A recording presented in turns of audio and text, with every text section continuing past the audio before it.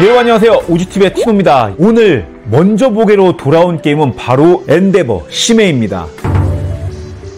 2009년에 출시되었다가 대항해 시대라는 부제를 달고 2018년에 다시 출시되어서 많은 인기를 얻었던 엔데버 대항해 시대의 후속작입니다. 강력한 지역 점령 전략과 액션 디스크 시스템으로 많은 사랑을 받았던 그 게임이 완전히 새롭게 리빌딩되어서 돌아왔습니다. 엔데버를 좋아하셨던 분들에게는 놀라운 반전이자 처음 접하는 분들에게는 믿고 시작할 수 있는 훌륭한 입문작이 될 수 있을 것 같습니다. 특히 이번 엔데버 심해는 2025년 올해의 독일 전문가 게임상 바로 캐논 슈필 수상작이라는 점입니다. 그 수상작답게 단단한 시스템, 그리고 누구나 이해할 수 있는 테마와 깊이 있는 전략까지 오늘 영상에서는 바로 그 엔데버 심해의 매력을 본격적으로 파헤쳐 보겠습니다.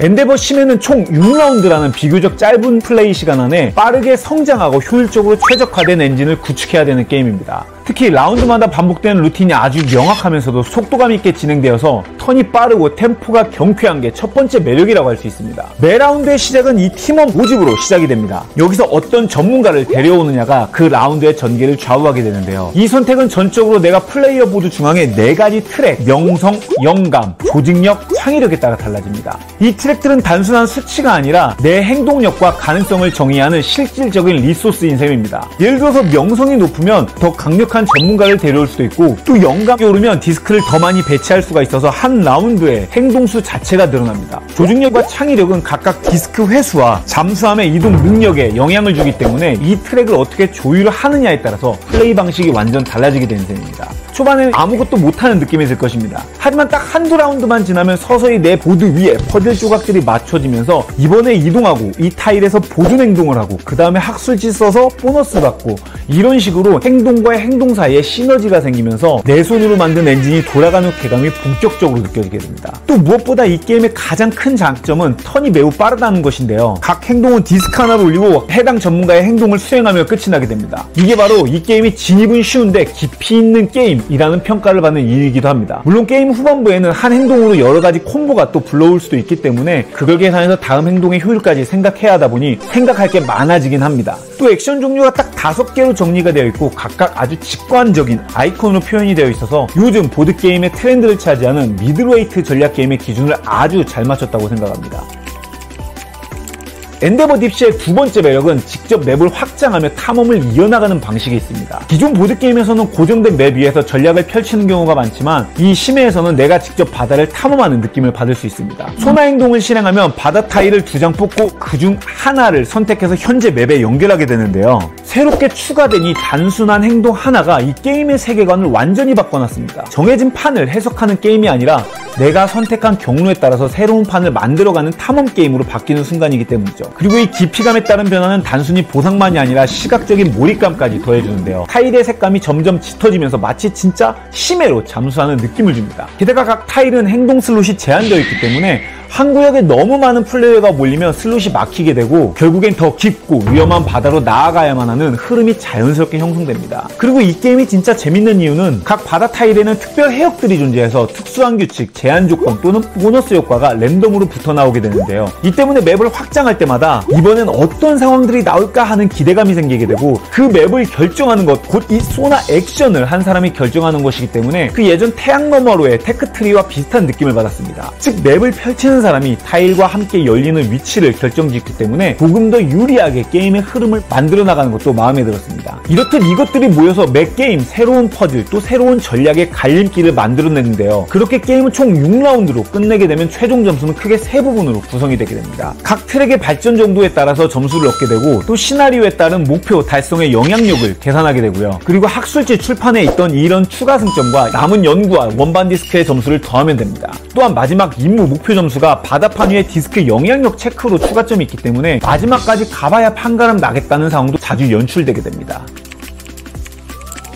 그리고 엔데버 심해가 기존 엔데버와 가장 크게 달라진 부분 중에 하나는 상호작용의 성격이 완전 바뀌었다는 점입니다. 기존 시리즈에서는 대놓고 서로 지역을 뺏고 밀어내는 말 그대로 영토 전쟁 같은 경쟁이 중심이었습니다. 그런데 이번엔 플레이어들 간의 상호작용이 물론 있지만 조금 더 느슨하고 서로 이득을 주고받는 긍정적인 상호작용으로 재설계되었습니다. 가장 대표적인 게 바로 이 링크 보너스인데요. 바다 타일을 보다 보면 공중 2개의 액션 공간이 실선으로 연결되어 있는 걸 볼 수가 있습니다. 이 연결된 공간에 2명의 플레이어가 각각 들어가서 액션을 수행하게 되면 그 순간 링크 보너스가 발동되면서 두 사람 모두의 추가 보너스를 받게 됩니다. 예를 들어서 내가 먼저 한쪽 칸에 들어가서 대기하고 있으면 누가 반대쪽에 들어와 주지 않을래 하면서 자연스럽게 구애를 또 하게 되고, 때론 일부러 다른 사람들 도와주며 서로 윈윈하는 장면도 연출되게 됩니다. 그리고 또 하나 재밌는 상호작용은 바로 학술지 출판인데요. 이건 말 그대로 바다에서 수집한 데이터를 정리해서 학술지로 발표하는 겁니다. 내가 해당 액션을 수행하면 지불한 연구 비용에 비례해서 나에게는 큰 보너스가 주어지고 다른 플레이어들도 그보다 작은 보너스를 함께 받는 경우도 생기게 됩니다. 즉 내가 좋은 거라면 다른 사람들도 따라오게 되는 구조인 거죠. 이 구조가 좋은 점은 누군가가 무엇을 먼저 했다고 해서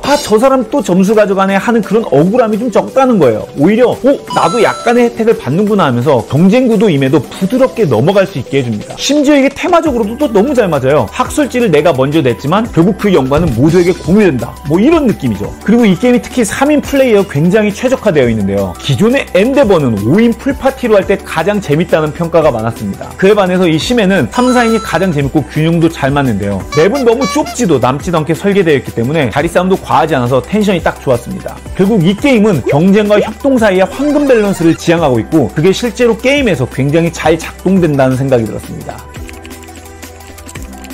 그리고 마지막으로 엔데버 딥시가 정말 대단한 점은 이 게임은 한두 번 해보고 끝낼 수 있는 게임이 아니라는 겁니다. 게임판을 보면 늘 같은 구성일 것 같지만 실제로는 판마다 완전히 다른 퍼즐이 펼쳐지게 됩니다. 그건 매번 다르게 펼쳐지는 바다 타일 때문이기도 하지만 또 하나의 핵심은 바로 이 시나리오 시트입니다. 게임을 선택할 때마다 무작위로 선택되는 이 시트는 총 10개가 준비가 되어 있는데요. 이 한 장이 게임의 판도를 완전히 바꿔버립니다. 시트에 따라서 초반에 펼쳐지는 해저 지도가 달라지게 되고 게임 종료 시 적용되는 영향력 기반의 목표도 달라지게 됩니다. 어떤 시트에서는 특정 트랙을 집중해야 할 수도 있고 다른 시트에서는 특정 지역의 디스크를 배치해야 보너스를 받을 수도 있습니다. 그리고 이 시나리오 시스템은 협력 모드에서도 사용을 할 수 있는데요. 기본적으로는 경쟁 게임이지만 협력 모드도 완벽하게 지원합니다. 난관 카드와 보너스 목표 카드가 추가로 들어오면서 또 다른 게임으로 변모하게 됩니다. 이게 정말 신기한 게 같은 맵 같은 액션을 쓰는데도 경쟁할 때는 제발 거기 열지마, 거기 내가 다음 턴에 갈 거란 말이야, 이런 식으로 끊임없는 견제가 오가는데, 협력할 때는 내가 이 구역을 맡을게, 너는 저쪽 보존 액션 해줘 하면서 팀워크를 발휘하게 됩니다. 특히 이 학술지 출판의 역할도 달라지는데요. 경쟁일 때는 내가 출판하면 너도 이득을 보잖아, 좀 아까운데 이런 생각이 들지만, 협력일 때는 내가 출판해서 너한테 보너스를 제공할 테니 얼른 회복해 하면서 정말 찰진 시너지가 발생합니다. 또 하나 좋은 점은 이 협력 모드가 입문자나 비게이머와 즐기기도 정말 좋다는 것인데요. 어느 정도 익숙해지면 그땐 경쟁 모드로 넘어가서 전략의 깊이를 한껏 즐기시면 됩니다. 이렇게 파도처럼 계속 밀려오는 변화, 그게 바로 엔데버 심해를 단순한 리메이크가 아니라 완전히 새롭고 재밌는 작품으로 만들어주는 결정적 이유라는 생각이 들었습니다.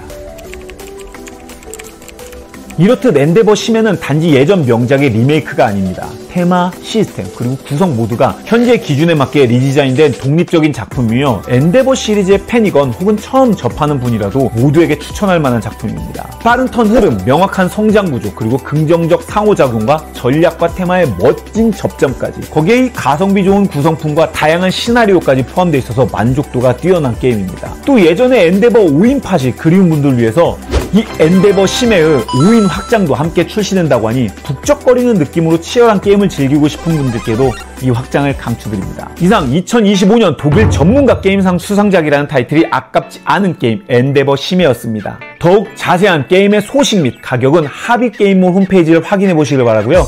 저는 또 다음에 재미난 게임들을 들고 돌아오도록 하겠습니다. 여러분 그때까지 모두 재미난 모드라이프 즐기세요. 그럼 모두 안녕히 계세요.